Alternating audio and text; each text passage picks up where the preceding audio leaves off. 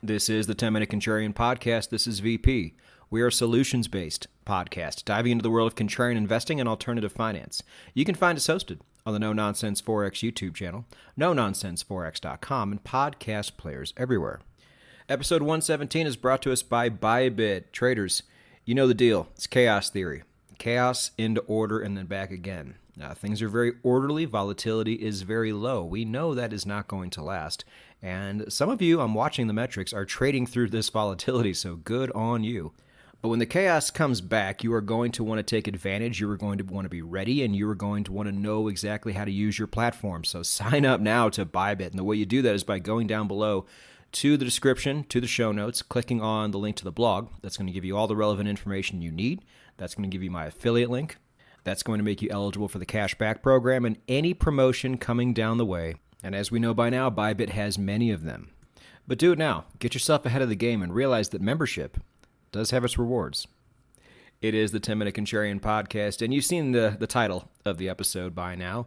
And understand this is not a trading episode. We don't do that on the 10-Minute Contrarian Podcast. This is all about hedging.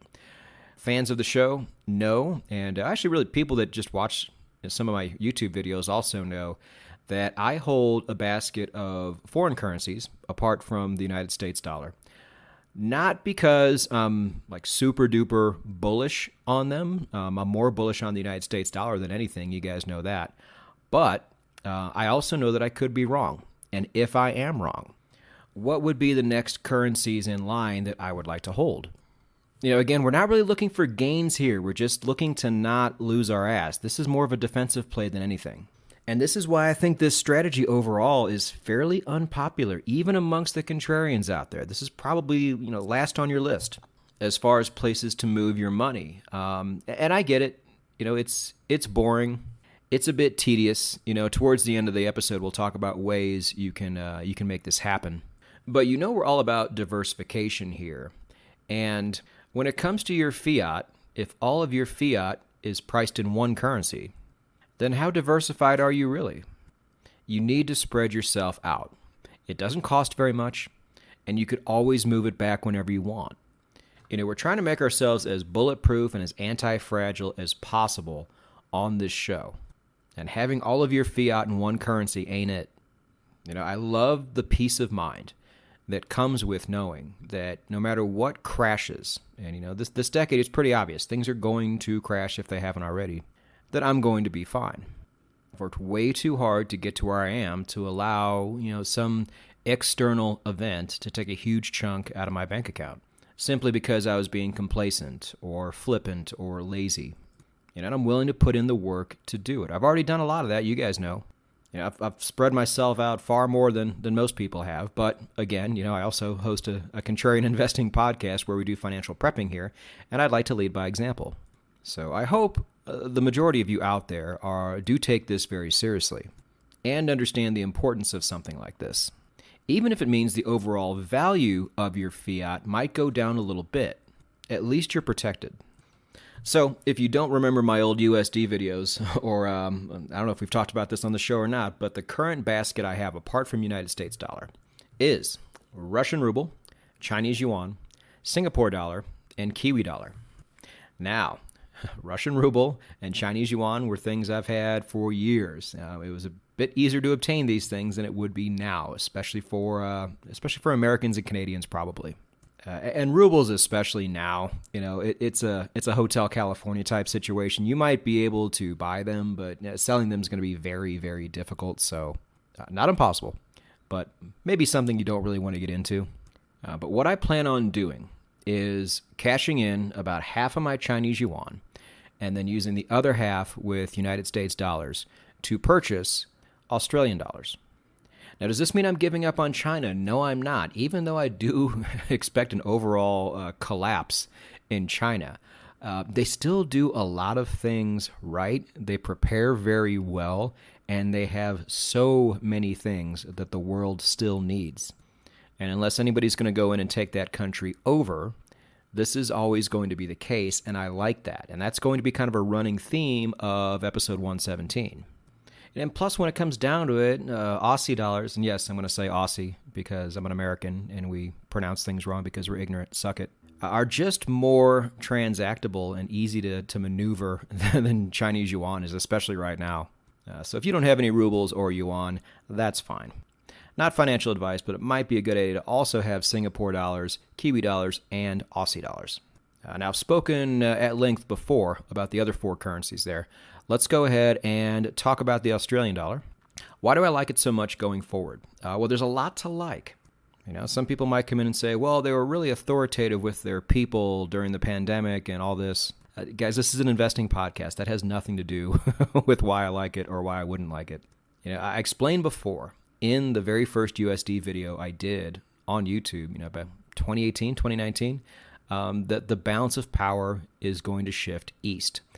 And it has. I'm still very, very bullish on the United States going forward, but that doesn't mean the East isn't going to get stronger. It already has. Well, VP, if something gets stronger, something else also has to get weaker. Oh, yeah. What's going to get weaker in times of a crisis, especially when it comes to energy? Most poor countries, and in my opinion, the European Union. There's a reason why they're pushing this climate change narrative so hard, because they are very resource poor. If you ever sit back and wonder why they're going harder on this than anybody else is, there's your answer. It's not because we're all going to die if they don't do it. The reason's obvious. Anyway, on top of all this, you already have the end of globalization as well. It used to be easy just to get anything you lacked from a different country, and much of that is going away. And this is really a problem, because as we've said in the past, energy is life, and if you have a country that all of a sudden has less energy than they did before, then that's really going to be a problem. And this is going to happen to a lot of countries. Now, what happens with those countries when they have less energy than they did before? It's not just production and everything goes down. No, bad things happen. They get desperate. You're going to see more war. You're going to see more government upheavals. And, governments don't like that, obviously. They don't really want to go to war. They don't want to get overthrown. So they're going to do whatever they can to have very good relationships with countries who are very resource rich. One of those countries just happens to be Australia, and in a big way. Australia is just in such a perfect position. They have great relationships with everybody. Not so much China anymore, but they still trade. They're very hard to invade and take over because of their geography. And even if somebody did, they're responsible for supplying so many people with minerals that they would almost certainly come to their defense, including the United States. Australia is a net exporter of a lot of things. Why is that? Well, because they have a lot, but they don't have a huge population to serve. I think it's about 26 million people right now, and they're competing with China in a lot of these things. Problem is, China has 1.4 billion people to serve, and they don't like giving away their minerals for obvious reasons.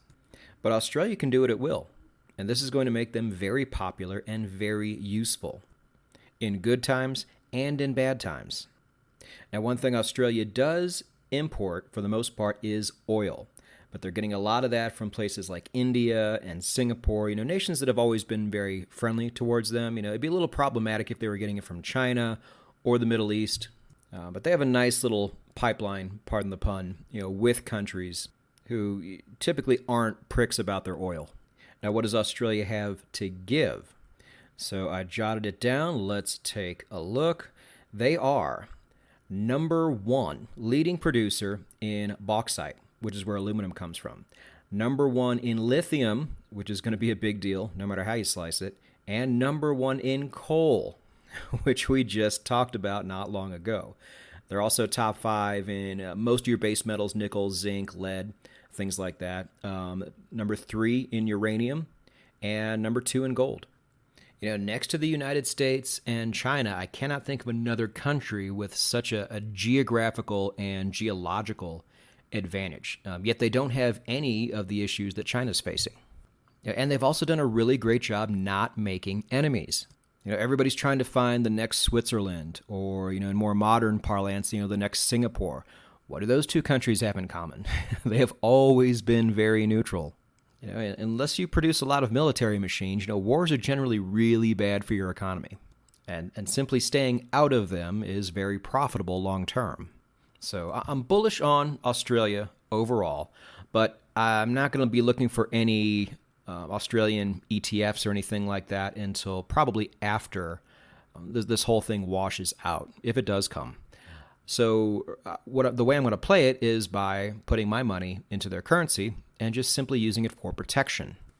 Because the number one criteria I'm looking for here is something that's not going to go down a lot.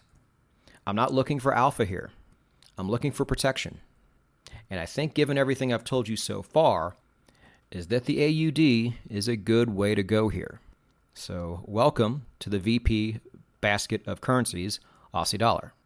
Now, again, how can you participate in something like this? Now, I can't really speak for other countries of how easy or difficult it is. I know in the United States, it's not super easy because most of us just don't do it. Demand's not really there. But as we've spoken about before, if you have offshore banks, they will typically be a lot more flexible with this and give you a lot more options. And feel free to shop around before you choose one. I think it's a great advantage to have this. I have one bank in particular that can pretty much hold any of the 8 major currencies, and that's great. After I cash in some of my yuan, this is going to be the method I choose. Now, again, not everybody's going to have this option, but we've spoken before. This is where fintech comes in. A lot of fintech options out there like Wise, Revolut, and a bunch of other startups that allow you to do this. If you want to do it on the digital side, Uphold, again. Uphold's doing a lot of great things. I think the very next blog I'm writing is going to include them because even though that interface is so goofy, damn it, they just keep doing things right. You can hold a ton of different fiat currencies in your Uphold wallet. Not financial advice. You will have to keep your money on that exchange. But then again, one counterpoint to that is with the big exchanges out there, the large ones, how many people have gotten wrecked by keeping their money on the exchange? FTX is the only one I can really think of as far as the large ones go. And there was plenty of smoke before there was fire. You had plenty of time to get your money out of there. So I'm not one of those people who's super bearish on keeping your money on the exchanges. I typically don't do it myself, but I would if I had to. We did a whole episode on Arweave, and unless you're going to download their native wallet, keeping it on the exchange right now, to my knowledge, is still the only other way to do that. But my point is you have options, and you yourself can weigh out which ones are risky and which ones aren't. But for the sake of transparency, of me telling you what I'm doing with my own money, I thought I would share this with you and provide my reasons why. Now, holding things like Bitcoin and gold is a lot more commonplace than what I'm proposing here with holding a basket of different currencies, especially if you're from a country where your currency has generally been fine your entire life. So yeah, maybe even in contrarian land, this whole concept seems a bit crazy, but that's fine. The peace of mind is worth it. So don't think you're crazy. You're just early.